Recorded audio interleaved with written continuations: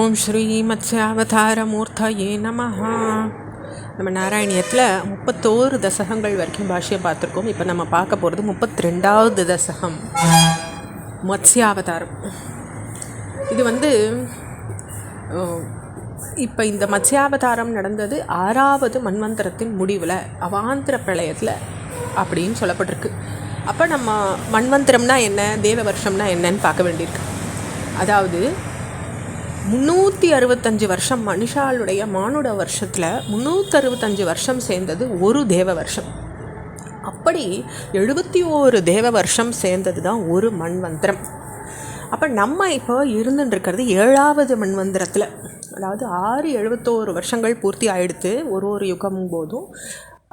இப்போ நம்ம 7வது மன்வந்திரமான கலியுகத்தில் இருக்கோம். ஏன்னா நம்ம இது பண்ணுறச்சே சொல்லுவோம், சங்கல்பம் பண்ணுறச்சே பிரதமே பாதே ஜம்புத்வீபே பாரத வருஷே பரதக்கண்டே மேரோகோ தக்ஷிணே பாஸ்வே சஹாப்தே அஸ்மின் வர்த்தமானே விவகாரிக்கேம்போ. அப்போ கலியுகத்தினுடைய 2வது பாதியில் நம்ம இப்போ இருக்கோம் அப்படின்றத நம்ம அந்த இதில் நம்ம சொல்கிறது கேட்டிருப்பீங்க. அப்படி நம்ம இருக்கும் பொழுது இந்த மத்ஸ்ய அவதாரத்தை நம்ம இப்போ பார்க்க போகிறோம். 32வது தசகத்தில் முதல் ஸ்லோகத்தை பார்க்கலாம். புரா ஹயக்ரீவ மகாசுரேன ஷஷ்டாந்தராத்யோத காண்டகல்பே நித்ரோன்முக பிரம்ம முகாத்ருதேஷு வேதேஷ்வதி ச கில மத்ஸ்ய ரூபம். அப்போ முன்னே 6வது மன்வந்தரத்தின் முடிவில் உண்டான அவாந்திர பிரளயத்தில் நித்ர பண்ணின்னு இருந்த பிரம்மாவின் முகத்துலேருந்து ஹயக்ரீவன் அப்படின்ற பெரிய அசுரனால் வேதங்கள்லாம் அபகரிக்கப்பட்ட போது நீர் மீன் வடிவத்தில் தோன்றி அதை காப்பாற்ற விரும்பினீர் இல்லையா அப்படின்னு சொல்கிறார். நித்ரோன் முக பிரம்ம முகாத். அப்போ பிரம்மா முகத்துலேருந்து தான் அந்த அசுரனே தோன்றியிருக்கான்றது இதுலேருந்து தெரியறது. அடுத்த ஸ்லோகம். சத்யவ்ரதஸ்ய திரமிலாத பார்த்தூர் நதி ஜலே தர்ப்பயதஸ்ததானீம் கராஞ்சலௌ சஞ்ச் பலிதா கிருதிஸ்த்வம் அத்ருஸ்யதாக கச்சன பாலமீனஹ.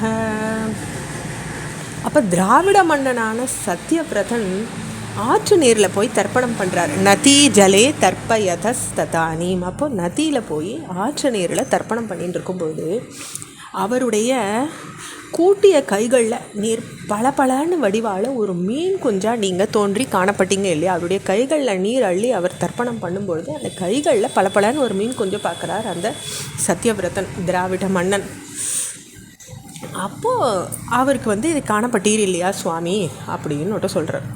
க்ஷிப்தம் ஜலே துவாம் சகிதம் விலோக்கிய நின்யேம்புபாத்ரேன முனிஸ்வகேஹம் ஸ்வல்பைர் அஹோபி கலசீம் சகூபம் வாபீம் சரச்சாணி சிஷே விபோத்வம். அப்போ ஜலத்தில் விடப்பட்ட போது பயந்துருக்கிறதா கண்டு அந்த முனிவர் நம்ம தீர்த்த பாத்திரத்தில் நம்ம வீட்டுக்கு கொண்டு போகலாம் அப்படின்னு நினச்சிண்டு அதை வீட்டில் எடுத்துன்னு போனார். அப்போ சில நாட்கள் ஆறுது, அந்த மீன் வளர்ந்துடுறது, தீர்த்த பாத்திரத்தில் இடம் போகாமல் ஆறுது. அப்போது ஒரு கிணத்துல விடுறார், அதுலேயும் இடம் போகாது. அதுக்கப்புறம் ஒரு குளத்தில் கொண்டு விடுறார் அந்த மீன் வளர்ச்சி அடைஞ்சோம். யோக பிரபாவாத் பவதாஜ்ஞயைவ நிதீஸ் ததஸ்த்வம் முனினா பயோதிம் ப்ரூஷ்டா முனா கல்ப தித்ருக்ஷுமேனம் சப்தாஹமாஸ்வேதி வதன் ஐயாசீஹி. அப்போ உம்முடைய கட்டளைப்படி அந்த முனிவர் யோக மகிமையால் கடலுக்கு கொண்டு போகப்பட்ட எடுத்துட்டு போய் பிரளயத்தை காண விரும்பி அவர் கேட்டபோது 7 நாட்கள் பொறுத்துண்டுருன்னு சொல்லி மறைஞ்சுட்டீர் இல்லையா சுவாமி. அந்த முனிவர்கிட்ட அப்படி சொல்கிறார். பிராப்தே துவதுக்தே ஹனி வாரி தாரா பரிப்ளுதே பூமி தலே முனீந்திரஹ சப்தர்ஷிபி சர்த்தம் அபாரவாரிணி உத்கூர்ணமான சரணம் யயௌதாம். அப்போ அந்த குறிப்பிட்ட நாள் வர்றது சரின்னு அந்த முனிப்புங்கவர் ரிஷிகளோட அந்த பிரளய ஜலத்தில் சூழ்ந்துண்டு போய் நிற்கிறார். அப்போ மழையால் பூமி கொட்டி மறைஞ்சு போகிறது. அந்த அளவு அங்கே இருந்துடும் பொழுது அந்த முனிப்புங்கவர் சரணம் அடைஞ்சுண்டு காத்துட்டு இருந்தார் இல்லையா உம்முடைய அருளுக்காக அப்படின்னு சொல்கிறது இந்த 5வது ஸ்லோகம். இது தொடர்ச்சியாக நம்ம அடுத்த பகுதியில் பார்க்கலாம். ஓம் ஸ்ரீ மத்ஸ்யாவதாரமூர்த்தயே நமஹ.